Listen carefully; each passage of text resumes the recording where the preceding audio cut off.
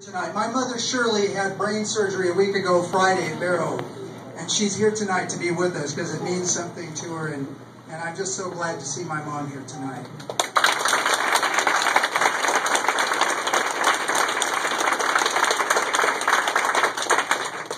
And there's my beautiful wife Kristen, who I flubbed the birthday of a few minutes ago, and then my children, not in chronological order: Luca, Jana, Sophia, Aaron, Louisa, and Shay.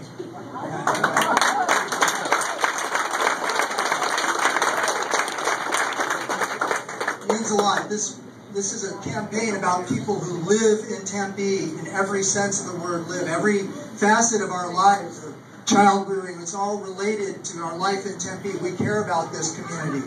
And so, speaking of community, I'm going to roll back for just a moment and say, remember, and I welcome you to the oldest continuously occupied structure in central Arizona and the founding pioneer home of Tempe that dates back to 1871, established by the Hayden family. And there's my friend Carl Hayden over in the corner. I'm just glad to see you can make it. We're proud that we still have the friendship of the Hayden family and many of the other pioneer families in this town.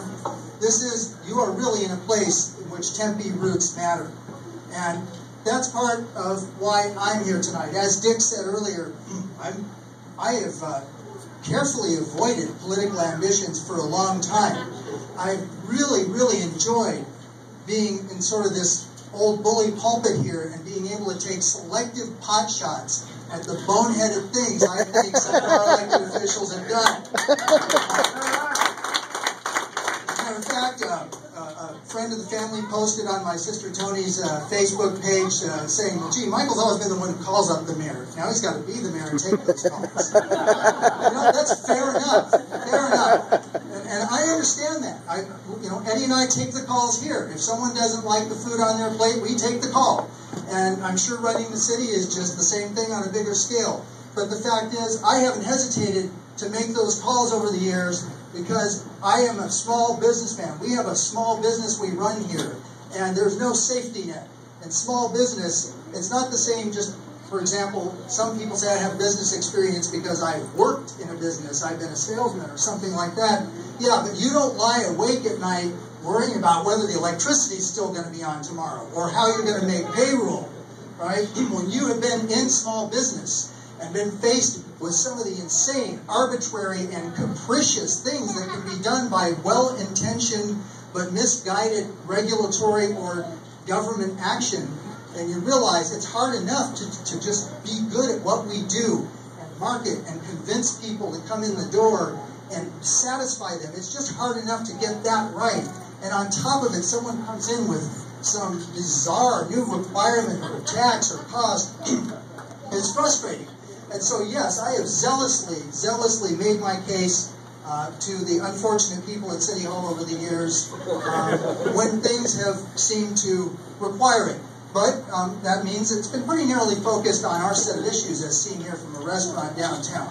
So I want to say that, yep, it's a whole new field. I am not a politician, I'm a neophyte, but I have a good sense of what's right and wrong, and I'm really excited about this opportunity to bring the knowledge that this career here has afforded me to City Hall.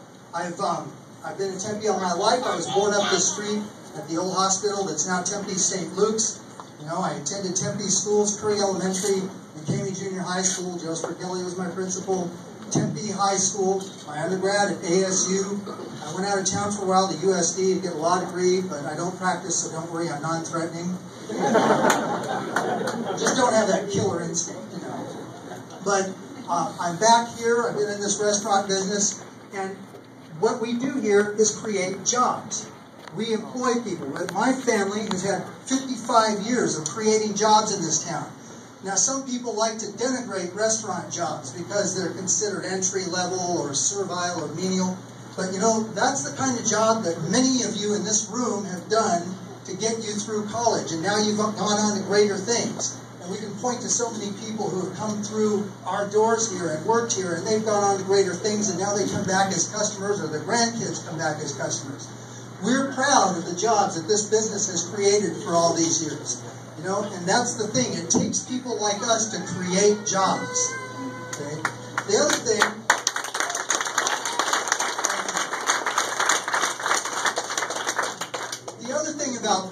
is, no matter how we feel in the morning, no matter what's broken back in that other room that you can't see over there, the water gushing out from the floor, or whatever it is, there's always something, Eddie will tell you. At 11 o'clock we open for lunch, and those steaks have to hit those plates. If you're a customer, the show must go on. I've had my ups and downs in my personal life, I've had my ups and downs in the economy, but the show goes on, the steaks hit the plates, and we understand what it means. And that's an important, again, a distinction between the private sector and the public sector, where there is no safety net, and it's up to us to make things happen. These last 3 years have been a brutal school, even for those of us who are experienced in business and have had hard times after September 11th, for example, or in the previous recessions. And that's what we think we can bring to this, the opportunity to bring forward our experience in marketing and making ends meet and figuring out how to save money and pinch that cost without taking away from the customer's experience. Those things all translate over to government. Government sorely needs those skills. Government needs to know, right? We have a great community in Tempe. We have this wonderful, insulated sort of little community. We're landlocked. We're hemmed in pretty tightly geographically. We have these fascinating demographic drivers. Geographically, we're in the center of the valley. We have Arizona State University, which brings in a constant influx of new people from other states and other countries, fresh ideas blowing in here that don't happen necessarily in other cities. We have major freeways boxing us in. We have a 2-mile town lake and the parks around it. It's like the Central Park of the West. So we have all these wonderful drivers, and people who live in Tempe have pretty stringent expectations about their quality of life. They want good services. They want a wide variety of services, and we provide those. But maybe the lesson of the recession is those things all don't have to be gold-plated or covered with mink. So we can work together and continue to provide that quality of life, and yet not do the fiscally extreme thing that can't be paid for years down the line. So I really believe our business experience can bring us forward. Now, moving, so you can see Eddie's saving money on batteries, too. Anyway, well, I'd like to shift back to a few other of my points. One is the partisan issue that Dick mentioned a few minutes ago. I am very happy. I know that everybody in this room is pretty certainly registered with one letter or another after their name. And probably predominantly a certain letter that's also after my name. But I want to make the point that this city is very diverse. We have a lot of points of view here. And we need to have a consensus that takes into account fairly and with an open mind what everybody's desires are.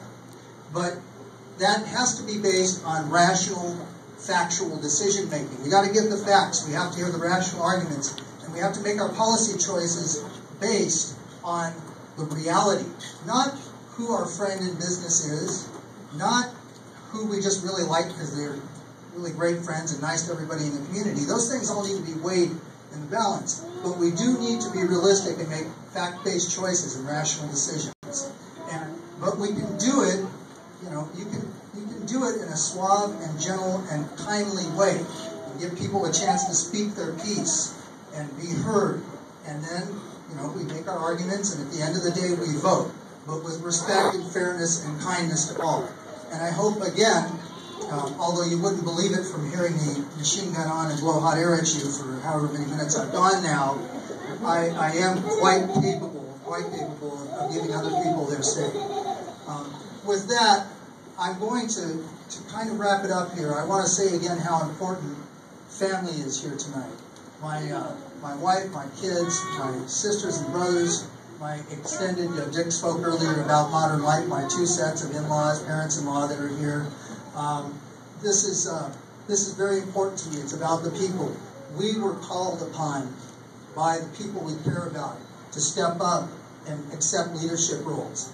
I was very, very concerned. I was approached about this race earlier and declined. And I said, well, I really don't feel that this is a good thing to do because it will take me away from my family, my kids, take me away from my wife. I just don't know if I'm ready to do this now. And my wife was present when I said these things, and as soon as we were away somewhere private, she scolded me, said, I can cope with the little kids, and the big kids think it would be kind of cool if you do this. And I thought, well, okay, so much for protecting the people around me. And so I am here to do this because I feel called upon to do it. I feel that for whatever reason that our current mayor, our very great current mayor, Hugh Holman, has decided not to run again. The timing was such that a strange, wow. Yeah! Hugh Holman! Mayor Holman, welcome. Would you like a few words before I wrap? Well, I'd be glad to have. Well, I was kind of wrapping up, but I could go on for a while since you just talked. Oh, God. Ladies and gentlemen, Mayor Hugh Holman. The first question today is, Mr. Foreman, why didn't you take my phone call? And at 5:50, I called to say I would be here in 15 minutes, and I made it, well, a couple minutes late. What else is new? I am here because I would like to support and honor two gentlemen who are putting themselves forward for elective office.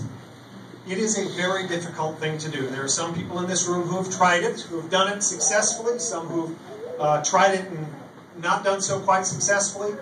We talk about being the man in the arena. The rest of us can quibble and criticize and shoot, but it's the folks who actually get into this arena and who, with the sweat on their brow and the dust from that arena, work to create a better community. And I'll start first with Mr. Foreman and his beautiful family. Dick Foreman has committed